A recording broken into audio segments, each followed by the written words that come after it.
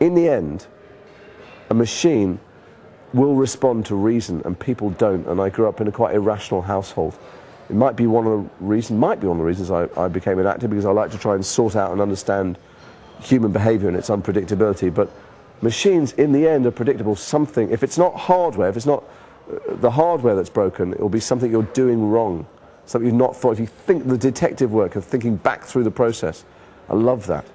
I love that, you know, in many ways, one of the things I like about acting more than performing is the research.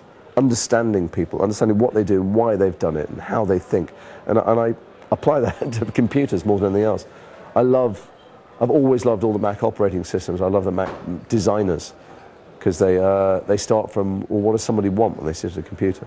Canon Mini DV Palm camera, because it's got a 4 megapixel stills facility with manual override for all the things, and very few Palm video cameras have a manual override for those things. But I have an Olympus 5060 for stills, and I'm about to get a Canon OES, because they're EOS, sorry, they're gorgeous SLR digital cameras. And when you've got kids, you want to make sure you capture the moment properly. I've got a BlackBerry Pearl, because I think their predictive text is the best. And, you know, I really research it, but I research it because I love it, and I love it because I love the fact that they are sitting, the good ones are sitting thinking about me. You know, I remember that scene in Big so well, where Tom Hanks is sitting there at the committee meeting with people, and they talk about some toy that's about to be released, and he goes, "But what's it for? What does it do?" I live in this place in North London, there's a park opposite, and they took away all the slides and roundabouts. They've replaced it with this weird, like, curvy plastic shit that no kids can do anything on. And every time I'm there with the other parents and the kids, they go, "What is this for? Who came up with this?" And it sure wasn't a kid.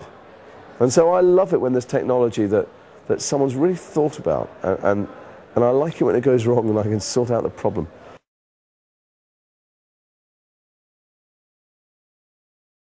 I tell you what I try and do sometimes. I go to the Apple store, hang around, it's like techno porn for me. And when all the assistants are busy and I'm next to someone who's asking a question, I answer the questions for them. I love it. I love getting involved. And when they realise I don't work there and I've got a neutral opinion, you know, they're thrilled. And I still stupidly think of Apple as some kind of, you know, shoebox operation working out of a garage somewhere, like it was with those guys hanging around on beanbags getting stoned, instead of a multi-billion-dollar corporation. Because somehow their designs still say that to me.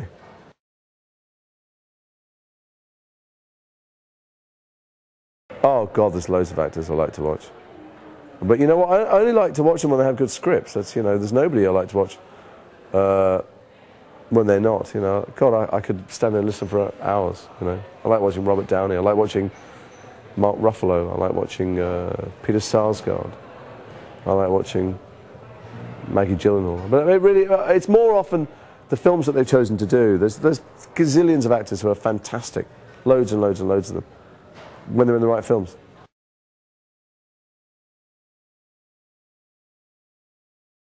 I was in America and I'd done mostly films, and I was waiting for the right film to come along, and studios make fewer and fewer and fund fewer and fewer, and indies need bigger and bigger stars, and I was waiting for whatever this break was, and I was off some telly, and I thought, oh, not doing television, you know.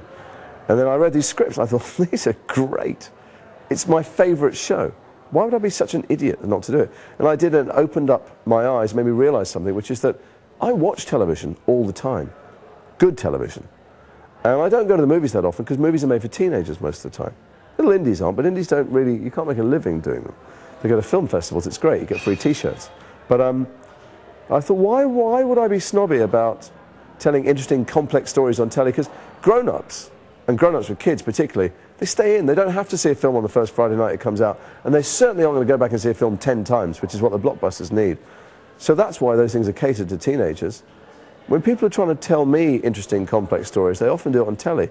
So why wouldn't I want to be in things like that? So then I went and did a pilot for Brotherhood, and it got picked up, and that's the same way, that's why I did The State Within. I thought, God, that's a really interesting, complicated political thriller. Why would I turn my nose up at doing television?